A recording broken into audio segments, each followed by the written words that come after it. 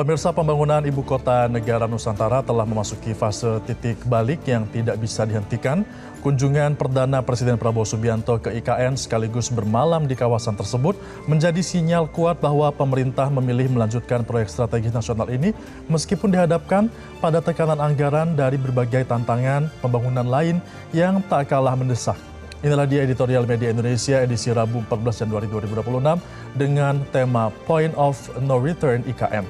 Bersama saya Febrian Ahmad, Anda juga bisa berpartisipasi dan juga berinteraksi melalui telepon interaktif di nomor 0811 1921 2200 atau di 0878 7880 0091. Dan pagi ini telah bergabung bersama saya anggota Dewan Redaksi Media Group, Indra Maulana. Selamat pagi Mas Indra. Febrian, selamat pagi. Ya Mas, ini kan setelah 15 bulan Presiden mengunjungi IKN. Nah, ya. Kenapa baru mengunjungi sekarang Presiden kita ini Mas? Ya, kalau kita lihat Presiden Prabowo Subianto kan memang juga memiliki banyak program-program utama ya, yang memang diwujudkan atau dinyatakan di Astacita begitu.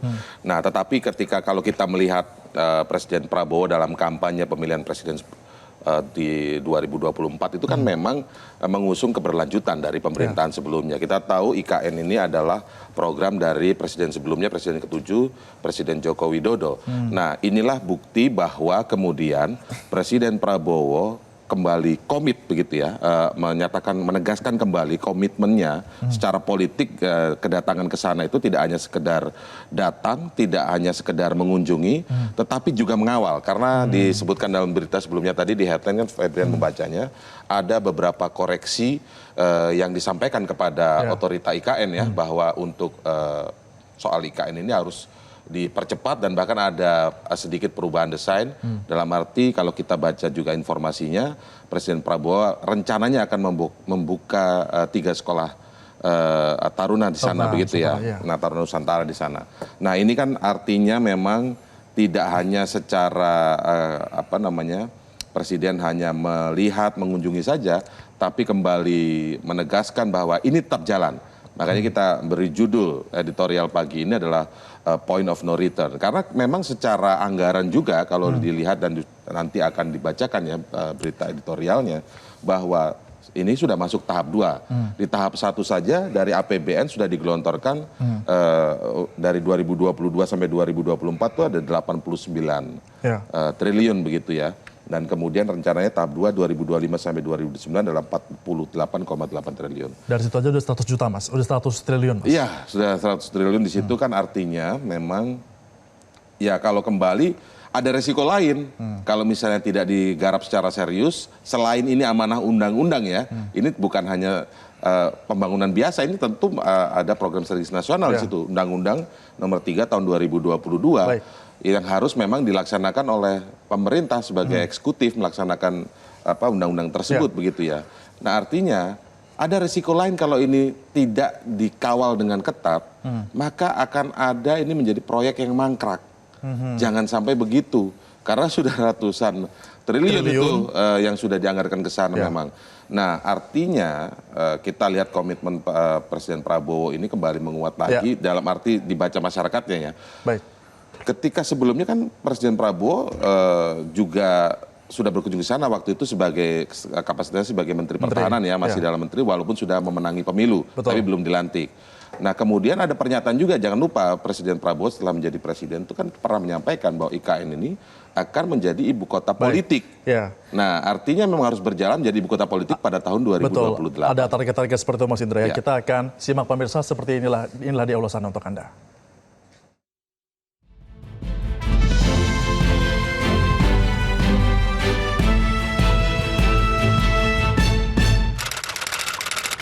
Point of No Return IKN.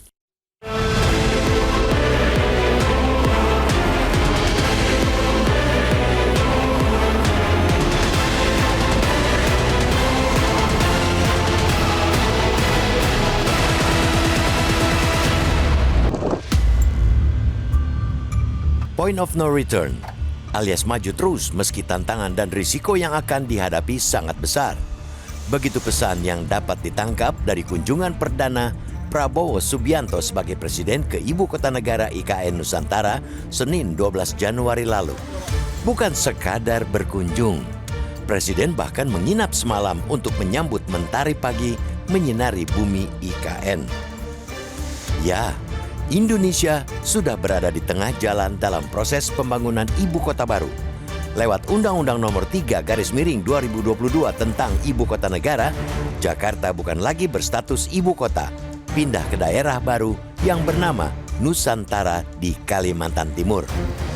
Lewat undang-undang itu pula, untuk pertama kalinya Indonesia punya istana negara yang bangunannya buatan anak bangsa, bukan peninggalan pemerintahan kolonial seperti yang ada di Jakarta. Pembangunan ibu kota baru tentunya memakan biaya yang tak sedikit.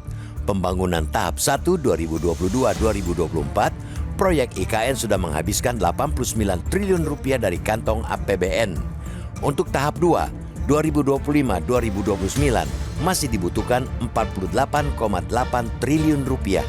Jika ditambah dengan anggaran pembangunan sepanjang 2025 sebesar 8,929 triliun rupiah, APBN sudah menggelontorkan 137,8 triliun rupiah sejak 2022. Melihat anggaran yang super jumbo itu, tentunya tak ada alasan untuk menghentikan proyek itu di tengah jalan. Sudah kepalang tanggung, alias harus maju terus. Jika pembangunannya ditunda, risiko baru akan muncul, yakni terbengkalainya proyek yang akan membuat bangunan dan infrastruktur yang sudah dibangun mengalami penyusutan. Bermalamnya Presiden Prabowo Subianto di IKN pada Senin lalu bisa dimaknai keseriusannya untuk terus melanjutkan proyek mega triliun itu, meski APBN masih kempis. Hingga Desember 2025, kocek negara defisit 695,1 triliun rupiah. Di tengah APBN yang seperti itu, perlu kiranya kita mengingatkan pemerintah untuk hati-hati dalam mengelola APBN tahun ini. Apalagi masih ada program unggulan utama, yakni Makan Bergizi Gratis atau MBG, yang biayanya tak sedikit, 335 triliun rupiah sepanjang 2026 atau hampir 1 triliun rupiah per hari. Pendanaan proyek IKN juga berhadapan dengan biaya pemulihan akibat bencana banjir bandang di Aceh, Sumatera Utara, dan Sumatera Barat.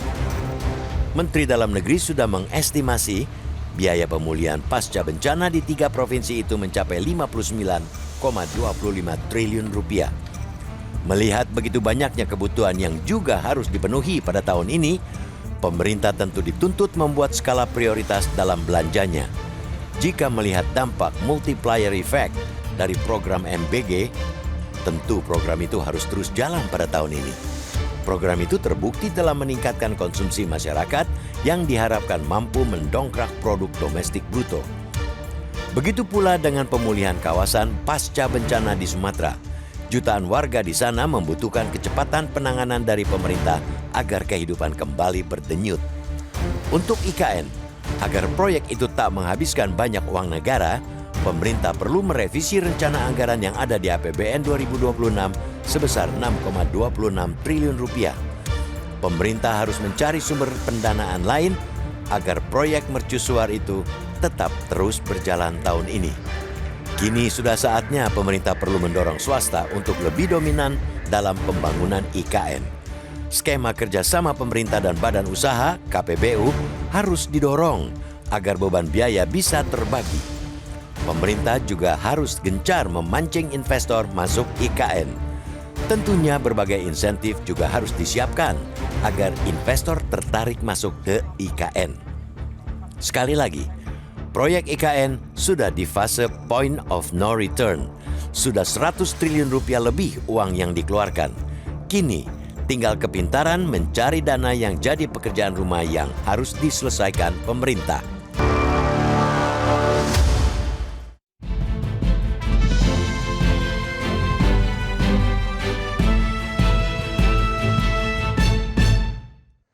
Pemirsa, editorial Media Indonesia akan kembali usai jeda pariwara. Tetaplah bersama kami.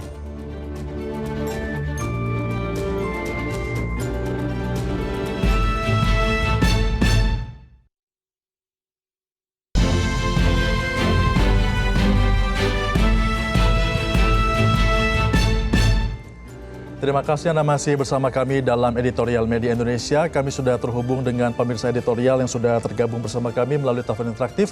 Ada Bapak Tasrik Usman dari Banjarmasin. Selamat pagi, Pak Tasrik, silakan.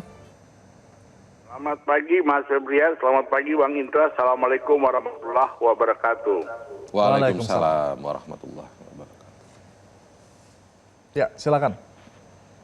Baik, menanggapi apa yang kunjungan Bapak Presiden ke IKN, itu kita mengapresiasi. Tetapi ketika bicara kebijakan APBN yang akan dikucurkan untuk IKN, saran saya sebaiknya Pak Presiden fokus pada bagaimana pemulihan saudara-saudara kita, infrastruktur yang ada di Sumatera, kemudian masalah MBG, kemudian Koperasi Merah Putih, kemudian sekolah rakyat.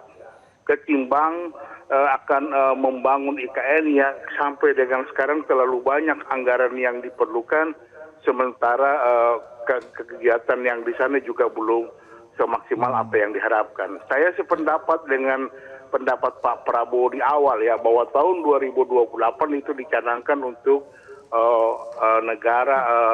ibu kota negara politik. Tetapi di dalam membangun infrastruktur, saya minta untuk ada pertimbangan kembali dari Bapak Presiden ketika akan mengucurkan APBN yang sekitar 84 triliun di IKN infrastruktur. Jadi gunakan APBN dengan skala prioritas. Terima kasih. Assalamualaikum warahmatullahi wabarakatuh.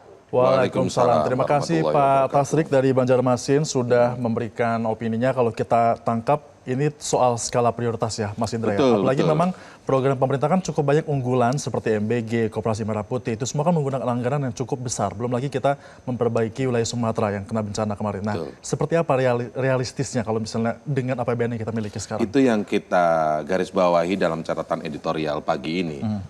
Seperti yang disampaikan oleh Pak Tasrik ya, penelpon kita pagi hari ini, bahwa apresiasi terhadap komitmen itu iya. Karena itulah memang juga amanah undang-undang dan sesuai dengan pernyataan Presiden Prabowo sendiri bahwa tahun 2028, artinya kan tinggal beberapa tahun saja nih, sudah menjadi ibu kota politik. Kalau melihat penjelasan ibu kota politik itu apa sih? Kalau kita mendengar penjelasan dari istana waktu itu ya, saat itu KSP ya menjelaskan bahwa ibu kota politik berarti pusat pemerintahan ada di sana. Ya. Pusat pemerintahan itu siapa? Pemerintahan itu siapa aja? Ada tiga pilar. Tiga pilar itu adalah eksekutif, legislatif, dan yudikatif. Jadi elemen yang itu sudah berkantor di sana, jadi sudah ada fasilitas di sana, sudah bisa melakukan rapat-rapat kerja terkait eksekutif, legislatif, yudikatif di sana, begitu kan? Nah itu ibu kota pemerintahan. Nah untuk itu bisa terwujud 2028, memang dari sekarang harus sudah dikejar, begitu. Selain itu amanah undang-undang, pernyataan Presiden Prabowo sendiri, maka juga sudah harus selesai. Nah memang dinamikanya adalah di soal, tantangannya adalah di soal pendanaan. Di APBN saja tadi kita sudah sebutkan, tahap 1 sudah 89 triliun, itu dari 2022 sampai 2024. Lalu 2025 sampai 2029 ditargetkan 48,8 triliun gitu. Di 2025 saja sudah berjalan itu sekitar 8,9 triliun begitu ya. Nah, perjalanan waktu ini kan ada banyak dinamika lainnya. Misalnya kayak bencana yang ada di Aceh dan Sumatera. Yang ketika itu signifikan dampaknya, maka membutuhkan perbaikan yang juga luar biasa membutuhkan dana besar. Nah, maka kita sampaikan kepada pemerintah, hati-hati melihat APBN kita ini. Karena ada banyak prioritas yang harus dipilih nih. Kan teori klasiknya begini, ketika semua hal menjadi prioritas, maka tidak ada yang namanya prioritas. Kalau semua hal itu menjadi prioritas, maka tidak ada yang menjadi prioritas sebenarnya. Kan itu teorinya. Nah, sekarang prioritas Pak Prabowo itu apa? Kalau kita lihat misalnya itu ada MBG. MBG juga bukan dana kecil. Kalau kita lihat dananya kan juga ratusan 360 sekian triliun. Ya, triliun. Satu hari Begitu 1 triliun. Nah, satu hari 1 triliun. Untuk 2026 ini kan ya. Nah, itu kan nggak main-main. Itu program yang utama dari Presiden Prabowo. Belum kita bicara sekolah rakyat dan lain-lain begitu ya. Ada banyak sekali. Baik. Nah, ketika itu menjadi catatannya seperti itu, maka harus ada sumber dana lain kalau mau tetap menjalankan dengan target 2028 tadi soal IKN. Nah, nanti kita akan ulas lebih lanjut. Apakah betul ini harus datang dari investor asing Betul. atau lainnya. Nanti Tahan kita dulu bahas. Mas Indra, kita akan bahas apakah memang kita membutuhkan investor asing dalam pembangunan IKN. Pemirsa, tetaplah bersama kami karena usai jeda kami akan segera kembali untuk Anda.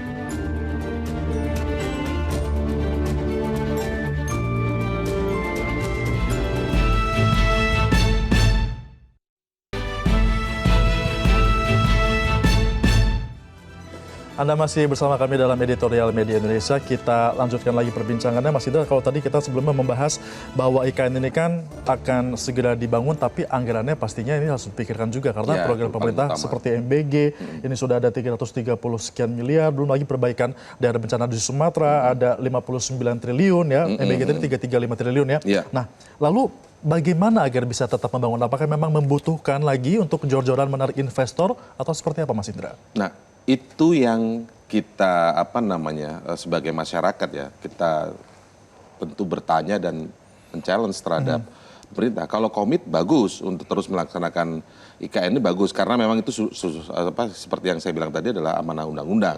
Undang-Undang 33 tahun 2022. Presiden menjalankan itu sesuai dengan semangat kampanye juga keberlanjutan kan dari pemerintahan sebelumnya.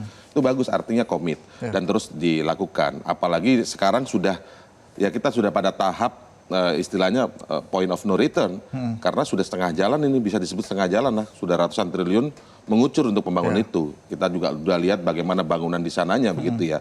Kalau ini berhenti juga akan sia-sia juga menjadi proyek mangkrak. Itu yang juga menjadi kesedihan tersendiri ya. Iya, tentunya. Nah, tapi di satu sisi kita challenge pemerintah. Kalau begitu bagaimana sumber dananya? Karena Presiden Prabowo mempunyai banyak program juga ini, tidak hanya MBG kan, ada banyak program juga yang pendanaannya tentu juga tidak sedikit. Sementara dari keterbatasan fiskal kita sekarang ini, Desember 2025 defisit itu hampir menyentuh 3% dari PDB. Betul. Iya kan, dengan angka sekitar 695,1 triliun. Ya kan, itu artinya juga tantangan tersendiri. Nah, belum lagi kita bicara dinamika berjalan. Kita kan nggak ada yang tahu ketika Presiden mengatakan oke, menjadi ibu kota politik 2028. Di tengah perjalanannya ada peristiwa seperti Aceh dan Sumatera. Yang perbaikannya juga membutuhkan biaya yang tidak sedikit. Besar loh itu. Karena dampak kerusakannya kan cukup besar. Tuh. Nah, ini yang harus jaga. Kita nggak tahu ada peristiwa-peristiwa apa yang membutuhkan dana-dana darurat juga begitu ya. Nah, artinya ini tantangan. Kemudian diarahkan pada bagaimana mencari sumber dananya.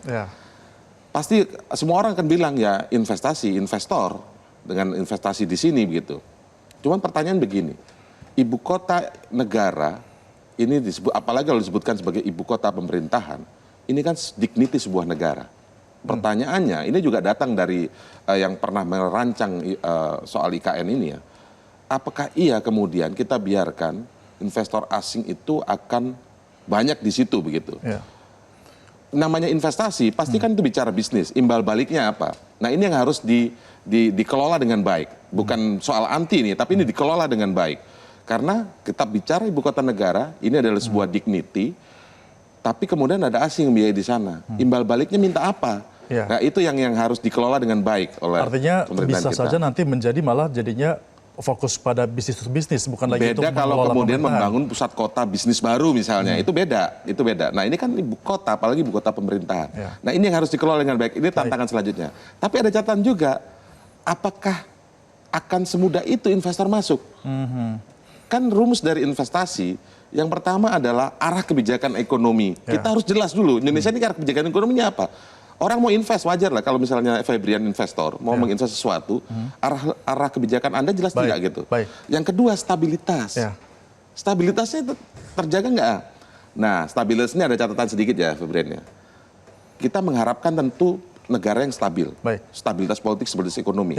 Tapi jangan membuat atau mengatasnamakan stabilitas dengan membunuh demokrasi. Oke, tentunya ini menjadi catatan untuk kita, ya Mas Indra. Semoga ini bisa menjadi sebuah insight agar kedepannya kita harapkan pembangunan IKN ini bisa bermanfaat bagi masyarakat. Dan demikianlah perjumpaan kita dalam editorial kali ini, pemirsa.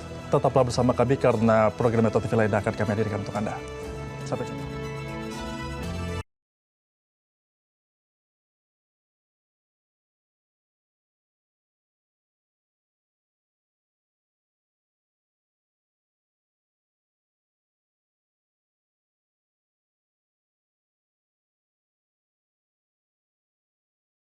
Jelajahi cara baru mendapatkan informasi. Download Metro TV Extend sekarang.